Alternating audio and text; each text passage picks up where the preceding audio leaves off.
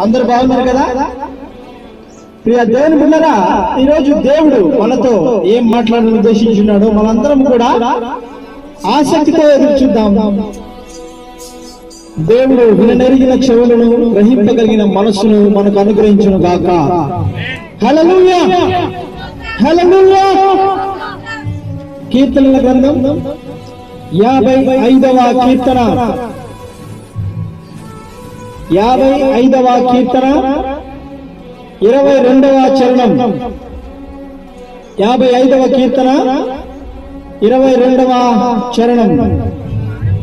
మీ భారము యెహోవా మీద మోపుము, ఆయనే నిన్ను ఆదుకొనును. నీతిమంతులను ఆయన ఎన్నడూను కదలనీయడు. ఈ చివరి మాటను మనం గట్టిగా పట్టుకుందాం. హల్లెలూయా. నీతిమంతులను ఆయన ఎన్నడూను ఏం చేయడు? కదలనీయడట. హల్లెలూయా. మన దేవుడు నీతిమంతుడైనాడు. ఆయన బిడ్డలమైన మనం, ఆయన రక్తంలో కడగబడిన మనం నీతిమంతులమై ఉన్నాము. కనుక నీతిమంతులమైన మనలను ఆయన ఏం చేయడట? కదలనీయడట. కష్టం వచ్చినా కదలనీయడు, బాధ వచ్చినా నీ మనసు చెదరనీయడు, శోకం వచ్చినా, సాయంకాలము నీకు దుఃఖము కలిగినా ఉదయం నీకు ఆ సంతోషము, ఆనందము కలుగును. ఎందుకు అంటే నీవెవరు? ఆయన కుమారుడు, ఆయన కుమార్తెవు. హల్లెలూయా. ఇక్కడ మనం ప్రశ్నించుకోవాల్సిన విషయం ఏంటంటే, దేవుని బిడ్డలారా, మనం నీతిమంతులమేనా? నీతిమంతులను ఆయన కదలనీయడు అని చెప్పేసి వాక్యం చదువుకున్నాం మనం కదా. అయితే నీతిమంతులను కదలనీయడు. మరి పాపుల పరిస్థితి ఏంది?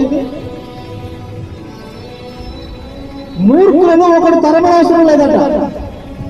మూర్ఖులను ఒకడు తరమనవసరం లేదు, వాడంతటా వాడే పారిపోతాడట. ఒక మార్గము గుండా వచ్చి మనల్ని చెదరకూడదామని ఒక మార్గం గుండా వచ్చి వాడు 7 మార్గములుగా పారిపోతాడు. ఏ మార్గంలో పారిపోవాలో తెలియక 7 మార్గములుగా పారిపోతాడట.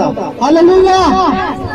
మరి మనం ఇప్పుడు ఆత్మ పరిశీలన చేసుకోవాల్సిన విషయం ఏంటంటే, నేను నీతిమంతుడనా?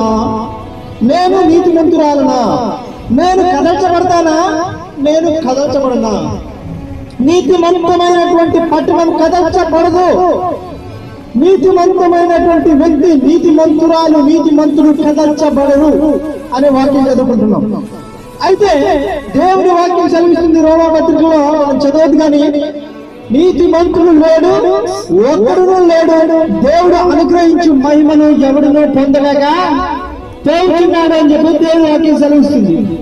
మరి నీతిమంతులు మనం ఎవరం కాదట. మరి అలాంటప్పుడు నీతిమంతులు కదల్చబడరు ఎలా రాసిన మరి దావీదు కీర్తనకారుడు? హల్లెలూయా.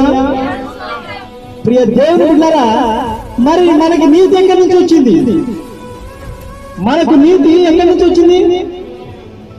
క్రీస్తు ప్రభు వారి యొక్క త్యాగం ద్వారా మాత్రమే వచ్చింది. హల్లెలూయా. దేవుడు మన కొరకు తన కుమారుని పంపించి మన పాపం నిమిత్తం రక్తం కార్చని ఎడల దేవుడు తన కుమారుని యేసుక్రీస్తు ప్రభువుని పంపించి తన కుమారుని యొక్క ప్రాణమును మన నిమిత్తం బలి చేయని ఎడల మన నీతి రాదు. ఎప్పుడు మనం నీతిమంతులం అవుతామంటే, యేసుక్రీస్తు ప్రభువారిని మన సొంత రక్షకుడిగా అంగీకరించి ఆయన రక్తములో మనం కడగబడి, మనం పశ్చాత్తాపడి, మన పాపమును ఒప్పుకొని విశ్వాసమందు, రోమాపత్రికలో రాసిన విశ్వాసమందు మీరు నిలకడగా ఉండి యేసుక్రీస్తు ప్రభువారి యొక్క త్యాగాన్ని, మరణాన్ని అంగీకరించి మీ నోటితో యేసే క్రీస్తుని ఒప్పుకున్నప్పుడు నీవు నీతిమంతురాలవు, నీతిమంతుడు అవుతావు. హల్లెలూయా. అగో యేసుక్రీస్తు ప్రభువారిని అంగీకరించబడిన వాడు కదల్చ